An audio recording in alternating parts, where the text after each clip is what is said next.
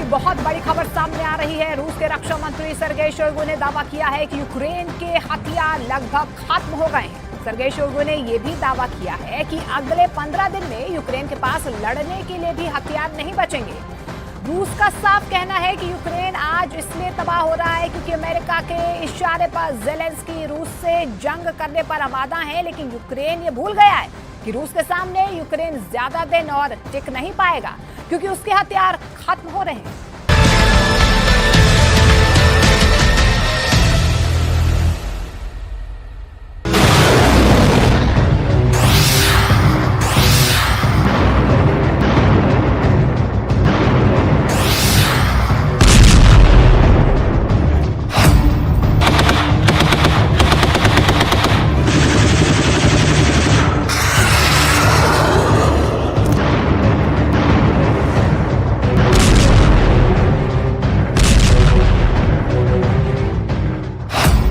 Zelensky के गद्दारों ने बेचे मिसाइल, टैंक, तोप। क्या ज़ेलेंस्की के गद्दार पिछले 17 महीनों से यूक्रेन के साथ गद्दारी कर रहे हैं?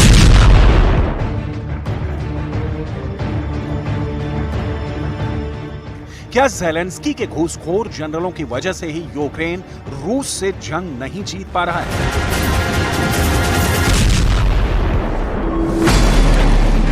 क्या वाकई में यूक्रेनी सेना के कमांडर और जनरलों ने यूक्रेन के तोप, टैंक और मिसाइलों को औने पौने दामों में बेच दिया है? दुनिया भर के डिफेंस एक्सपर्ट्स यूक्रेनी सेना की करतूतों को लेकर हैरान हैं कि आखिर यूक्रेन को नाटो से मिले 20 लाख करोड़ के हथियारों का घोटाला यूक्रेनी सेना के रिश्वतखोरों ने कैसे कर डाला।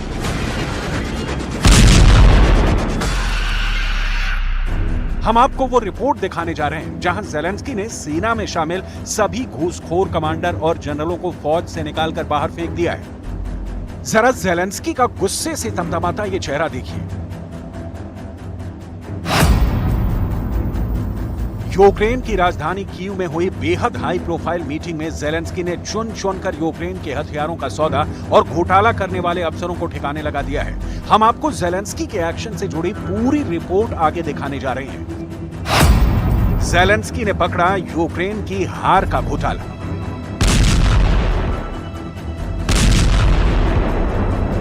इधर बाइडेन चीख रहे हैं, नाटो के 31 देश खुद को ठगा महसूस कर रहे हैं। वहीं दूसरी तरफ जंग के मैदान में पुतिन के खूंखार सैनिक एक एक करके यूक्रेन के इलाकों को जीतते जा रहे हैं। 4 जून 2023 से शुरू हुआ यूक्रेन का काउंटर अटैक पूरी तरह से नाकाम साबित हुआ है।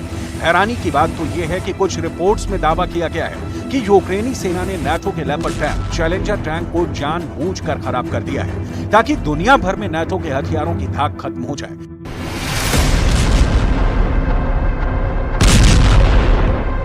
यूक्रेन के कमांडर इतने बड़े रिश्वतखोर और घूसखोर निकले कि उन्होंने रूस के एजेंटों से पैसा लेकर अपने देश को हराने का ठेका तक ले लिया। रूस के रक्षा मंत्री से लेकर जनरल और कमांडर तक नाटो के हथियारों को खा गए। यूक्रेनी जनरल खा गए नाटो के हथियार। कुछ रिपोर्ट में दावा किया गया है कि रूस के खुफिया एजेंटों ने यूक्रेन के टॉप जनरल से लेकर कमांडरों तक को करोड़ों डॉलर देकर खरीद लिया है, जिसकी वजह से नाटो के हथियार जैसे ही यूक्रेन पहुंच रहे हैं, यूक्रेनी अफसर उन्हें रूसी सेना के हाथों तबाह करवा रहे हैं। कुछ कमांडर के बारे में जर्मनी की एक मैगजीन ने तो यहां तक दावा किया है कि वो नाटो के लेपर्ड 2 टैंक को जानबूझकर खराब कर रहे हैं ताकि उन्हें रूसी सेना से युद्ध न करना पड़े।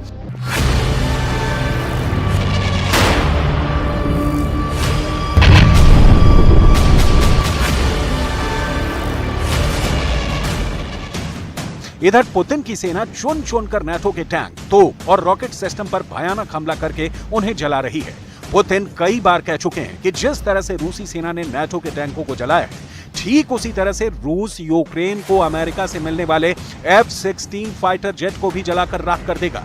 अब आप ये जान लीजिए कि भयानक युद्ध के बीच यूक्रेन का युद्ध घोटाला पकड़ने के बाद राष्ट्रपति ज़ेलेंस्की ने क्या बड़ा एक्शन लिया है।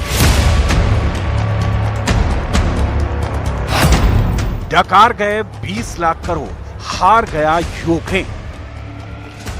युद्ध के बीच में जेलेंस्की ने बहुत बड़ा हाई प्रोफाइल घोटाले को पकड़ा है। जेलेंस्की ने दावा किया है कि सेना से जुड़े सभी प्रकार के भ्रष्टाचार में शामिल सभी अधिकारियों को बर्खास्त कर दिया गया है। रिपोर्ट्स के मुताबिक जेलेंस्की ने यूक्रेनी सेना में भर्ती के लिए जिम्मेदार सैन्य भर्ती अधिकारियों को तत्काल प्रभाव से बर्खास्त कर दिया है। दावा किया गया है कि अब तक देश और यूक्रेनी सेना के साथ गद्दारी करने वाले 112 सैन्य अधिकारियों के खिलाफ आपराधिक मामलों के तहत कार्रवाई की गई है।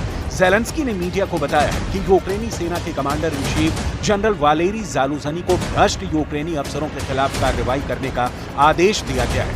अभी यूक्रेन के 33 अफसर ऐसे हैं जिन पर रिश्वतखोरी, हथियार घोटाले के आरोप लगे हैं। उन्हें भी सेना से बाहर निकालने की जोरदार तैयारी चल रही है।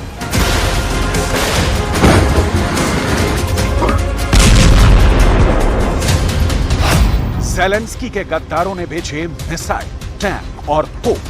Наші рішення наступні. Звільняємо всіх обласних воєнкомів. Керувати цією системою мають люди, які точно знають, що таке війна і чому цинізм та хабарництво у час війни – це державна зрада. Натомість воїни, які пройшли фронт або які не можуть бути в окопах, бо втратили здоров'я, втратили кінцівки, але зберегли свою гідність та не мають цинізму, їм можна довірити цю систему комплектування. अब आप ये भी जान लीजिए कि भयंकर युद्ध के बीच में रिश्वतखोर और घोटालेबाज यूक्रेनी सैन्य अफसरों की वजह से यूक्रेन को कितना नुकसान हुआ है। कुछ रिपोर्ट के दावों के मुताबिक रूस ने यूक्रेन के पास मौजूद नाटो के 30% हथियारों को पूरी तरह से तबाह और बर्बाद कर दिया है। यूक्रेनी सेना भी मानने को मजबूर हुई है कि यूक्रेन के पास मौजूद नाटो के 30 से 31% हथियार मरम्मत के लिए कारखाने भेज दिए गए हैं। अब सवाल उठता है कि अगर 60 से 61% नाटो के हथियार यूक्रेन युद्ध में नहीं इस्तेमाल कर पा रहा है, तो फिर बचे हुए 40% नाटो के हथियारों से यूक्रेनी सेना जंग कैसे जीतेगी? शायद यही वजह है कि यूक्रेन अभी तक बखमूत पर दोबारा कब्जा नहीं कर पाया है।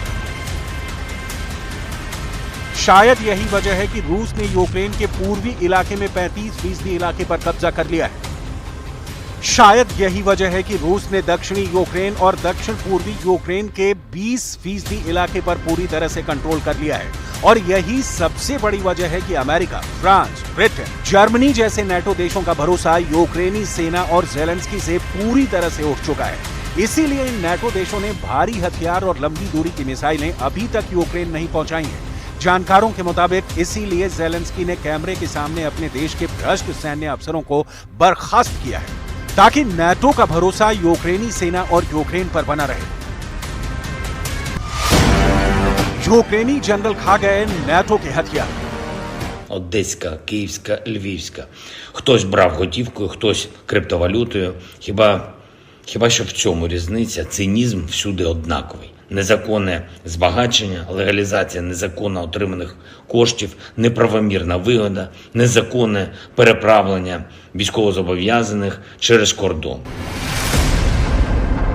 राष्ट्रपति जेलेंस्की भले ही अपने सैन्य अफसरों पर सख्त कार्रवाई करने का दावा कर ले कि वो यूक्रेनी सेना में किसी भी घूसखोर और भ्रष्ट अफसरों को टिकने नहीं देंगे, लेकिन अब बहुत देर हो चुकी है। दुनिया भर में मौजूद वॉर एक्सपर्ट्स तक कहने लगे हैं कि यूक्रेन को रूस ने नहीं हराया है, यूक्रेन को यूक्रेनी सेना हरा रही है। डॉलर का लालच, रूबल का चस्का यूक्रेनी अफसरों को अंधा बना चुकी है। उन्होंने यूक्रेन की मौत का सौदा कर लिया है। हालात ये हो गए हैं कि एक तरफ रूस चुन चुन कर नाटो के हथियारों को तबाह कर रहा है, तो वहीं दूसरी तरफ 4 जून के बाद से सिर्फ 60 दिन के अंदर 43,000 से ज्यादा यूक्रेनी सैनिक रूसी सेना पर हमला करते वक्त मारे गए हैं। रूसी सेना के पास यूक्रेनी सेना के एक हथियारों और उनकी लोकेशन की इतनी सटीक जानकारी पहुंच रही है, जिसकी वजह से रूस पॉइंट ब्लैंक रेंज से यूक्रेनी सेना पर हमला कर रहा है। हैरानी की बात तो यह है कि जहां यूक्रेन पूरी दुनिया को डंके की चोट पर बता रहा है कि उसने रूस के 2,54,000 के करीब सैनिकों को 17 महीने से ज्यादा की जंग में मार डाला है और रूस हार रहा है, वहीं हकीकत में यूक्रेन जंग हार रहा है। अब आप ये भी जान लीजिए कि यूक्रेन की जीत का दावा करने वाले अमेरिका के टॉप नेताओं को क्यों कहना पड़ रहा है कि यूक्रेन रूस से जंग हार रहा है और यूक्रेन को अब सरेंडर की तैयारी करनी पड़ेगी। हम आपको अमेरिका के कांग्रेसमैन माइक क्विगली का बयान दिखाते हैं, जो उन्होंने अमेरिका के CNN चैनल पर दिया है। जरा देखिए अमेरिका के कांग्रेसमैन माइक क्विगली ने यूक्रेन जंग पर क्या खुलासा किया है। रूस यूक्रेन जंग को लेकर अमेरिकी डेमोक्रेट माइक क्विगली ने यूरोप में अमेरिकी कमांडरों से मुलाकात की। अमेरिकी कमांडरों को खुफिया रिपोर्ट के आधार पर क्विगली ने बताया, यूक्रेन के हालात बेहद गंभीर हो चुके हैं। यूक्रेन की क्षमता पर अमेरिका विश्वास खो रहा है। यूक्रेन के काउंटर अटैक के सफल होने की संभावना नहीं है। यूक्रेनी सेना का काउंटर अटैक रूस की पहली रक्षा पंक्ति को भी तोड़ने में सफल नहीं हो पाया है। अब हालात बेहद गंभीर हैं। कीव को मॉस्को से बातचीत करनी पड़ेगी। माइक क्विगली ने अपने दावों में यहां तक इशारा कर दिया है कि यूक्रेन को सरेंडर करना पड़ सकता है।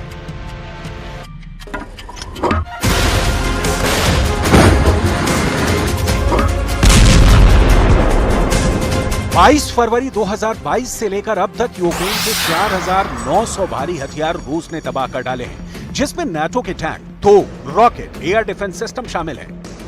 इधर अमेरिका के टॉप कमांडर्स ने भी माना है कि यूक्रेनी सेना के पास वो क्षमता और हिम्मत नहीं बची है कि वो रूस का मुकाबला अब और कर पाए। यूक्रेन के जनरलों के दावों पर अमेरिका को जरा भी विश्वास नहीं रह गया है। इसीलिए नाटो से जुड़े देशों ने यूक्रेन को ज्यादा घातक और भारी हथियार देने से मना कर दिया है, या फिर हथियार देने में देरी कर रहे हैं। यानी जून से शुरू हुआ यूक्रेन की हार का सिलसिला लगातार तेज होता जा रहा है, जिसकी वजह से अब अमेरिकी जनरलों को ज़ेलेंस्की का सरेंडर करवाना पड़ेगा। रूस डंके की चोट पर कह रहा है कि यूक्रेन के सभी काउंटर अटैक फेल हो चुके हैं। Гиперзвуковые авиационные ракетные комплексы «Кинжал», вертолеты К-52, Ми-28, Су-57, Су-35. Вся эта техника себя великолепно зарекомендовала на сегодняшних боевых действиях. И мы все объемы, которые сегодня требуются для Министерства обороны, мы полностью закрываем. 17 महीने की जंग के बाद यूक्रेन के ये हालात साफ साबित करते हैं कि यूक्रेन की बर्बादी के लिए ना तो नाटो जिम्मेदार है और ना ही रूस कसूरवार है। लालची और भ्रष्ट अफसर और नेताओं से भरा यूक्रेन पहले रूस से बदला लेने के लिए नाटो के लालच में फंसता है, और फिर यूक्रेन के टॉप अफसर करोड़ों डॉलर के लालच में यूक्रेन की मौत का सौदा कर रहे हैं। अब देखना होगा हारते हांफते यूक्रेन को रूस से कौन बचाता है और कैसे बचाता है।